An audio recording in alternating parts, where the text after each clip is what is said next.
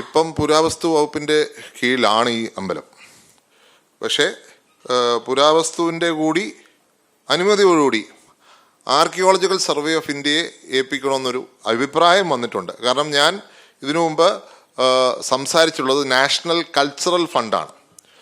National cultural fund കേന്ദ്ര government കീഴിലുള്ള സ്ഥാപനമാണ്. അവർക്ക് ഇത് നേരത്തെ വന്ന് എടുക്കണമെന്ന് താല്പര്യമുണ്ടായിരുന്നു. പക്ഷേ ആ ഫണ്ടിൻ്റെ അഭാവം സംസ്ഥാന സർക്കാരിനോട്, അന്നത്തെ സംസ്ഥാന സർക്കാരിനോട് പറഞ്ഞിട്ട് അവർ ചെയ്യാൻ തയ്യാറാവാത്തതുകൊണ്ടാണ് അത് മുടങ്ങിക്കിടന്നത്. ഇന്നിപ്പം 1,15,00,000 രൂപ ഈ ഒരു പ്രവൃത്തിക്ക് വേണ്ടി ഗവൺമെൻറ്റും അതുപോലെ പ്രൈവറ്റ് സ്ഥാപനങ്ങളും മാറ്റിവെച്ചിട്ടുണ്ട്.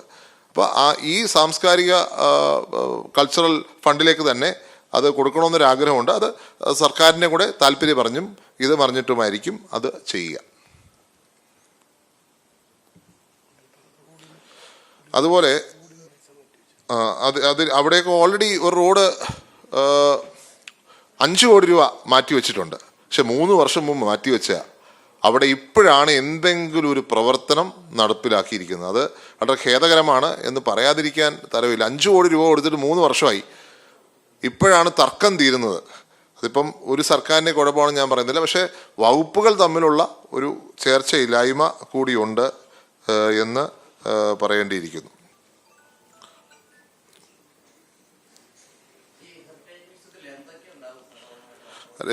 നമുക്കത് ഞങ്ങൾ പ്ലാൻ ചെയ്യുന്ന ഒരു രാമായണ മ്യൂസിയം പോലെ, അതുപോലെ തന്നെ ചരിത്ര പ്രാധാന്യമുള്ള അവിടുത്തെ ചരിത്രത്തിൽ ഇപ്പം നമ്മുടെ ഷഡ്കാല ഗോവിന്ദമാരാരുടെ ജന്മപ്രദേശവും അങ്ങനെയുള്ള ഹെറിറ്റേജ് ആയിട്ടുള്ള കാര്യങ്ങളും ഹിസ്റ്റോറിക്കലായിട്ടുള്ള കാര്യങ്ങളും കാണിക്കാനുള്ള വേദിയായിട്ടാണ് ഞങ്ങളിതിനെ കണക്കാക്കുന്നത്. പിന്നെ മറ്റൊരു അറിയിപ്പ് ഉള്ളത്, ഉമ്മൻചാണ്ടി ഫൗണ്ടേഷൻ്റെ സംസ്ഥാന ഭാരവാഹികളുടെ യോഗം ഈ 22-ന് കുമരകത്ത് വെച്ച് നടക്കാൻ പോവുകയാണ്. 6 മണിക്ക് വെച്ചാണ് പരിപാടി ഇവിടെ നടത്താൻ ഉദ്ദേശിക്കുന്നത്.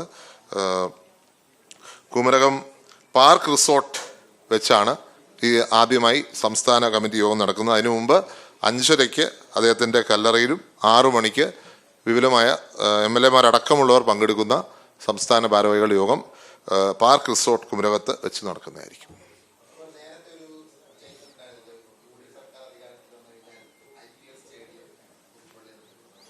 IPL സ്റ്റേഡിയം എന്നല്ല, ക്രിക്കറ്റ് സ്റ്റേഡിയം. അതിൻ്റെ പൂർണ്ണമായ പ്രവർത്തനത്തിലാണ് ഇന്നുള്ളത്. IPL മാത്രമല്ല, സാധിക്കുമെങ്കിൽ ഇൻ്റർനാഷണൽ മാച്ചസ് നടത്തണമെന്നുള്ള ആഗ്രഹത്തിലാണ് നമ്മൾ മുന്നോട്ട് പോകുന്നത്. തമാശയായിട്ട് പറയുന്നതല്ല, തമാശയായിട്ട് തോന്നാം, സീരിയസ് ആയിട്ട് പറഞ്ഞതാണ്. സീരിയസ് ആയിട്ട് നടത്തിയിരിക്കുകയും ചെയ്യും. അതിന് ഇന്ന് തന്നെ തിരുവനന്തപുരത്തെ ക്രിക്കറ്റ് ലീഗിന് ക്ഷണിച്ചിട്ടുണ്ട്. ഞാൻ എൻ്റെ പരിപാടികളെല്ലാം മാറ്റിവെച്ച് ഞാൻ അവിടെ പോവുകയാണ്. അതിൻ്റെ പ്രധാനപ്പെട്ട കാരണം, എൻ്റെ അടുത്ത് IPL ഫാൻ പാർക്ക് നടക്കുന്ന സമയത്ത് തന്നെ ഞങ്ങൾ തമ്മിൽ ധാരണയിലെത്തി പുതുപ്പള്ളിയിൽ സ്റ്റേഡിയം ഉണ്ടാകുമെന്ന്. അപ്പോൾ 2 സ്ഥലം കണ്ടു കഴിഞ്ഞു. 2 സ്ഥലം കണ്ടപ്പോഴും അതിന് അനുയോജ്യമല്ല എന്ന് കണ്ടതുകൊണ്ട് 3ാമത്തെ സ്ഥലത്തിലേക്ക് നോക്കുകയാണ്. ആ 3ാമത്തെ സ്ഥലം നോക്കി അവർ അനുയോജ്യമാണെന്ന് പറഞ്ഞാൽ ആ സ്ഥലം ഏറ്റെടുത്ത് അവിടെ തന്നെ എത്രയും പെട്ടെന്ന് അവിടെ സ്റ്റേഡിയം പണിയും. മാത്രമല്ല, എൻ്റെ സ്വപ്നം എന്ന് പറഞ്ഞാൽ അത് ക്രിക്കറ്റ് സ്റ്റേഡിയം മാത്രം ഒതുങ്ങുന്ന ഒരു സ്വപ്നമല്ല. എൻ്റെ സ്വപ്നം, ഞാൻ എൻ്റെ പിതാവിൻ്റെ ഓർമ്മ ദിവസം പറഞ്ഞ പോലെ, ഒരു സ്പോർട്സ് സിറ്റി പുതുപ്പള്ളിയിൽ സ്ഥാപിക്കുക എന്നുള്ളതാണ്. അതിനുവേണ്ടിയുള്ള ഫുൾ പ്രവർത്തനവും നടന്നുകൊണ്ടിരിക്കുന്നു. വേണ്ടി വന്ന ലോകത്തിൻ്റെ വിവിധ ഭാഗങ്ങളിൽ അതിനുവേണ്ടിയുള്ള ഇൻവെസ്റ്റർ മീറ്റർ വരെ തയ്യാറായി ഞാൻ ഇരിക്കുകയാണ്. അതിന് ഒരു സംശയവുമില്ല, നമ്മൾ അത് നടത്തിയിരിക്കും. 3-4 വർഷത്തെ സമയം എനിക്ക് തന്നാൽ മതി. ആക്സസിബിലിറ്റി ഒരു വലിയ ഘടകം തന്നെയാണ്. റോഡും ഇല്ല, അതൊരു യാഥാർത്ഥ്യമാണ്. അത് ഞാൻ ഇന്നലെ ഉദ്യോഗസ്ഥരെ കൃത്യമായി ഞാൻ പറഞ്ഞു കൊടുത്തിട്ടുണ്ട്. ആക്സസിബിലിറ്റി ഞങ്ങൾ ഉണ്ടാക്കിയിരിക്കും, ഈ സർക്കാർ അത് ഉണ്ടാക്കിയിരിക്കും. അത് ഞങ്ങൾക്ക് പൂർണ്ണ വിശ്വാസമാണ്. പിന്നെ മറ്റൊരു കാര്യം കൂടെ പറയാനുള്ളത്, ലാഫിംഗ് ക്ലബ്ബുകൾ. ഇപ്പോൾ എല്ലാവർക്കും സ്ട്രെസ്സ് കൂടുന്ന സമയമാണ്. നിങ്ങൾക്ക് വേണമെങ്കിൽ അവിടെ വരാം എന്നുള്ള അഭിപ്രായം എനിക്കുണ്ട്. പുതുപ്പള്ളിയിൽ 5 ലാഫിംഗ് ക്ലബ്ബുകൾ തുടങ്ങാനുള്ള പരിപാടി കൂടിയുണ്ട്. അതായത് പല സ്ഥലത്തും ഉള്ളതാണ്. പാമ്പാടി, പുതുപ്പള്ളി, അതുപോലെ അകലക്കുന്നം, മണർകാട്, വാകത്താനം, 5 സ്ഥലങ്ങളിൽ ലാഫിംഗ് ക്ലബ്ബുകൾ. അതായത് ഒന്ന് ചിരിക്കുവാനും ഒന്ന് ചിരിക്കുവാനും ഉള്ള ഒരു വേദി. പലയിടത്തും ഈ വിദേശത്തും മാത്രമല്ല സ്വദേശത്തുമൊക്കെ നമ്മൾ കണ്ടിട്ടുണ്ട് ആൾക്കാർ ചുമ്മാ ചിരിക്കുന്നത്. അപ്പം അങ്ങനൊരു ക്ലബിന് 10 ലക്ഷം രൂപ വെച്ച് ഞാൻ അലോട്ട് ചെയ്തിട്ടുണ്ട്. First laughing club Puthuppally village തന്നെ ആയിരിക്കും. അത് PHC അവിടെ രൂപീകരിക്കുന്നിടത്ത് അവിടെ തന്നെ വരും. അതിനോട് ചേർന്ന് ഭാവിയിൽ അതിനെ ജിമ്മായിട്ടും, അത് പ്രായമായിട്ടുള്ളവർക്കും ചെറുപ്പക്കാർ കൂടി വരുന്ന രീതിയിലായിരിക്കും ഇത് പ്ലാൻ ചെയ്യുന്നത്. അപ്പം അങ്ങനൊരു ജിം പ്ലസ് ലാഫിംഗ് ക്ലബ് എന്നുള്ളൊരു കൺസെപ്റ്റിലേക്ക് ഞങ്ങൾ പുതുപ്പള്ളി പോയിരിക്കുകയാണ്. അതിനും നിങ്ങളെയും സ്വാഗതം ചെയ്യുക. ഇനി നിങ്ങൾ എന്നെ കാണാൻ അവിടെ പോയിട്ട് വന്നാൽ മതി, പ്രത്യേകിച്ച് കൈരളി.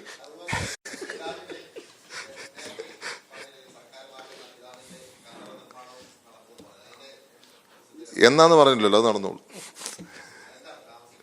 അല്ലാതെ കുഴപ്പമില്ല. അല്ല, ചുമ്മാ ചിരിക്കുക, അത്രേ ഉള്ളൂ, വേറെ ഒരു പരിപാടിയില്ല. കാരണം അതാണ് അവിടെ കാരണം വേണ്ട. അവിടെ ലാഫിംഗ് ക്ലബിലാണ് ചിരിക്കാൻ കാരണം വേണ്ടാത്ത, ഇവിടെ ചിരിക്കാൻ കാരണം വേണം. അല്ലെ നിങ്ങൾ അതിനുള്ള വേറെ പറയും. ഇവിടെ അവിടെ കാരണം വേണ്ട, ചുമ്മാ ചിരിക്കുക, സ്ട്രെസ് കുറയ്ക്കുക എന്നുള്ളത്. ഋഷികാന്ത് സാറിക്ക് വന്നേ, ഇതിന്റെ ട്രഷറാണ് സാർ, വരും. അവിടെ ചിരിക്കാൻ കാരണം വേണ്ട, വെറുതെ ചിരിച്ചോണം. വേറെ എവിടെയെങ്കിലും ചിരിച്ചാൽ പട്ടാന്ന് പറയല്ലേ, അതുകൊണ്ട് അതവിടെ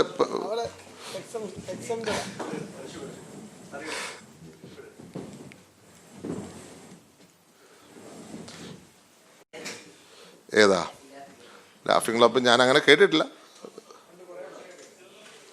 അപ്പോൾ ഉണ്ടല്ലോ അല്ലേ, അപ്പോൾ അവിടെ സംശയം തീർന്നു. അങ്ങനെ പ്രശ്നം നോർമലായിട്ട് ചെയ്യുന്നതാണെന്ന് മനസ്സിലായല്ലോ.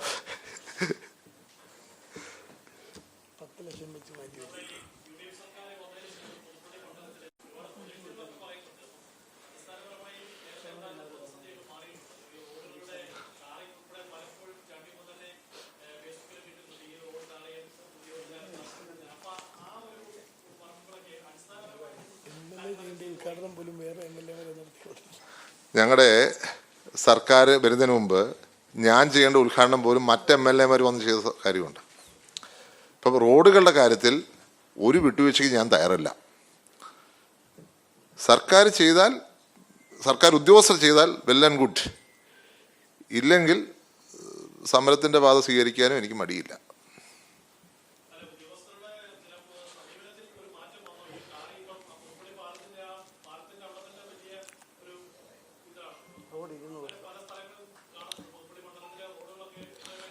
നിങ്ങൾ ഇപ്പം എനിക്ക് 3 മാസം സമയമാണ് അവർ ചോദിച്ചിരിക്കുന്നത്, ഞാൻ കൊടുക്കാൻ റെഡിയാണ്. 3 മാസം വേണമെന്ന് പറഞ്ഞ് തീർച്ചയായിട്ടും നിങ്ങൾ ഇപ്പം ഒന്ന് പുതുപ്പള്ളിക്ക് വരണം. ഇപ്പം മന്ദിരം ത്താണ് നമ്മുടെ ബോർഡർ വരുന്നത്. കോട്ടയത്തിൽ നിന്ന് അങ്ങോട്ട് ചെല്ലുമ്പോൾ ഈ മന്ദിരത്തിൽ നല്ല റോഡ് തീരും. ചങ്ങനാശ്ശേരിയിൽ നിന്ന് വരണം, 4 നാക്കലാണ് അവിടുത്തെ ബോർഡർ, അവിടെ നല്ല റോഡ് തീരും. അത് തന്നെ അപ്പുറത്തെ മണ്ഡലത്തിൽ കാഞ്ഞിരപ്പള്ളിയിൽ നിന്നും. ഈ 3 മണ്ഡലത്തിലും റോഡിൻ്റെ കൃത്യമായ ഡിഫറൻസ് നിങ്ങൾക്ക് കാണാൻ സാധിക്കും. ഞാൻ കഴിഞ്ഞ ദിവസം 2 ഉദ്യോഗസ്ഥരെ എൻ്റെ വണ്ടി കയറ്റിക്കൊണ്ടുപോയി ഈ റോഡുകൾ മൊത്തം ഞാൻ കാണിച്ചു കൊടുത്തു. ഇതെങ്ങനെയാണ് പുതുപ്പള്ളിയോട് മാത്രം അങ്ങനെ ഒരു വ്യത്യാസം വരുന്നത്? അതുകൊണ്ട് ഞാൻ ഇന്ന് മന്ത്രിക്ക് കത്ത് കൊടുത്തിരിക്കുക, പുതുപ്പള്ളിക്ക് മാത്രം ഒരു സെക്ഷൻ ഓഫീസ് അനുവദിക്കണം എന്ന് അഭ്യർത്ഥിച്ചുകൊണ്ട്. കാരണം അത് ഒരു ശരിയായ ഒരു പ്രവണതയായിട്ട് ഞാൻ കാണുന്നില്ല. അതുകൊണ്ട് അത് പാർട്ടിയോ രാഷ്ട്രീയമോ ഗവൺമെൻറ് അല്ല, അത് ഉദ്യോഗസ്ഥരല്പം കൂടി ശ്രദ്ധിക്കേണ്ട ഒരു കാര്യമാണ്. ഒരു മണ്ഡലത്തിലോട് മാത്രം ഒരു അവഗണന കാണിക്കുന്നുണ്ടെങ്കിൽ അത് ശരിയായിട്ടുള്ള കാര്യമല്ല. അതുകൊണ്ടാണ് ഞാൻ പറഞ്ഞത്, അവർ സമയം ചോദിച്ചിരിക്കുന്നു, സമയം കൊടുക്കാൻ ഞാൻ റെഡിയാണ്, പ്രശ്നമില്ല. പക്ഷേ ഇല്ലെങ്കിൽ സമരം തന്നെയായിരിക്കും എന്ന് പറയേണ്ടിയിരിക്കുന്നു. ഞാൻ പറഞ്ഞില്ലേ, അത് ഉദ്യോഗസ്ഥ മനോഭാവം മാറണ്ടേ, സമയമെടുക്കും.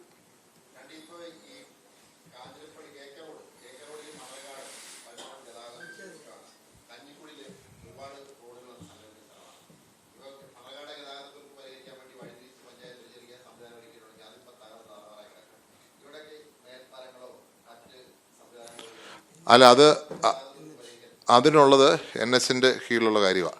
നമുക്ക് അതിനകത്ത് അവരുമായിട്ട് ചർച്ച ചെയ്ത് അവരാണ് ചെയ്യേണ്ട കാര്യം. പക്ഷെ ഇതിനകത്ത് ചെറിയൊരു അലംഭാവം, ഞാൻ പറയുന്നത് ഗവൺമെൻറ്റിനല്ല, ഉദ്യോഗസ്ഥർ പൊതുവെ, അത് ഏത് ഗവൺമെൻറ് ആണെങ്കിലും ഉണ്ട് എന്ന യാഥാർത്ഥ്യമാണ്. അത് ഞാൻ ഇപ്പം ഇന്നലെ തന്നെ മണനാട് പള്ളിയുടെ മീറ്റിങ്ങിൽ വെച്ച് റോഡിൻ്റെ കാര്യം മാത്രമാണ് ഞാൻ സംസാരിച്ചത്. ഏറ്റവും പ്രധാനപ്പെട്ടത് അതിന് 2 ആഴ്ച മുമ്പ് ഞായറാഴ്ച ഞാൻ ഉദ്യോഗസ്ഥരെ മൊത്തം വിളിച്ചു വരുത്തി ഞാൻ കൃത്യമായിട്ട് പറഞ്ഞു.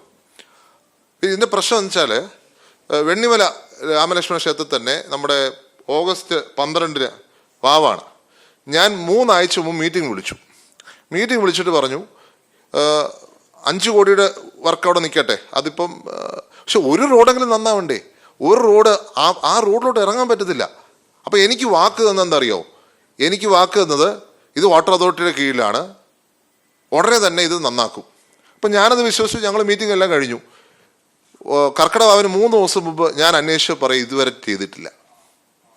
പിന്നെ ഞാൻ മിനിസ്റ്ററെ വിളിച്ചു. മിനിസ്റ്റർ പറഞ്ഞു ഒരു കാരണവശാലും അനുവദിക്കത്തില്ല എന്ന്. മിനിസ്റ്റർ നേരിട്ട് ഇടപെട്ടിട്ടാണ് ആ അല്പമെങ്കിലും ഒരു മക്ക് കൊണ്ടുവിട്ടത്. അത് 3 ആഴ്ച മുമ്പ് പറഞ്ഞ വാക്കാണ്. പിന്നെ പാലിക്കണമെങ്കിൽ മിനിസ്റ്റർ ഇടപെടണം, മിനിസ്റ്റർ പറയണം. അതാണ് ഇതിനകത്തൊരു സിറ്റുവേഷൻ്റെ ഒരു പ്രശ്നം എന്ന് വെച്ചാൽ ഓരോരുത്തരും പാസിങ് ദ ബക്ക. ഒരാൾ പറയും ഞങ്ങളുടെ ഉത്തരവാദിത്വം അല്ല, അടുത്തയാൾ ഉത്തരവാദിത്വം, അവർ പറയും വേറെ ആളുടെ ഉത്തരവാദിത്വം. ഇങ്ങനെ പാസിങ് ദ ബക്കാണ്. റെസ്പോൺസിബിലിറ്റി ആരും എടുക്കുന്നില്ല. ഇപ്പം മിനിസ്റ്റർ തന്നെ എല്ലാ കാര്യത്തിലും ഇടണമെന്ന് പറഞ്ഞാൽ പിന്നെ ഉദ്യോഗസ്ഥരെന്താ? ഞാൻ എല്ലാം അവരുടെ കുറ്റമാണെന്ന് പറയുന്നില്ല, അവർക്ക് പല പ്രശ്നങ്ങളുണ്ട്. പക്ഷേ ഇതൊരു യാഥാർത്ഥ്യമാണ്. ജനങ്ങൾക്ക് ഇതൊന്നും അറിയില്ല, ജനങ്ങളാണ് ബുദ്ധിമുട്ടുന്നത്.